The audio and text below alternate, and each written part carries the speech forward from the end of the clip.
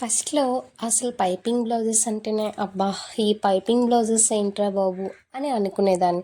చాలా కష్టంగా అనిపించేదండి పైపింగ్ చేయడం అంటే. కానీ ఇప్పుడు ఎన్ని పైపింగ్ బ్లౌజెస్ వచ్చినా సరే చాలా ఇంట్రెస్ట్‌గా చేయాలనిపిస్తుంది.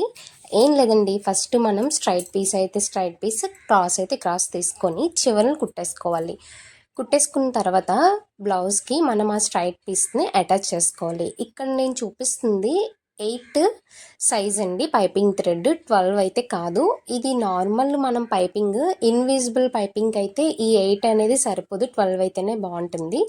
ఈ 8 అనేది ఇలా నార్మల్ పైపింగ్కే బాగుంటుంది. చూస్తున్నారు కదా, పైపింగ్ థ్రెడ్ని పెట్టి క్లాత్ని కొంచెం ఫోల్డ్ చేస్తే సరిపోతుంది, అంతే అండి. ఇంత ఈజీయా? అబ్బా! చాలా బ్లౌజెస్ని చాలా ఈజీగా టకటకమనైతే మనం స్టిచ్చింగ్ చేసేసుకోవచ్చు. బ్యాక్ కూడా చూసారు కదా ఎంత నీట్ ఫినిషింగ్ వచ్చిందో. నాకైతే చాలా బాగా నచ్చింది. మరి మీకు ఎలా అనిపించింది?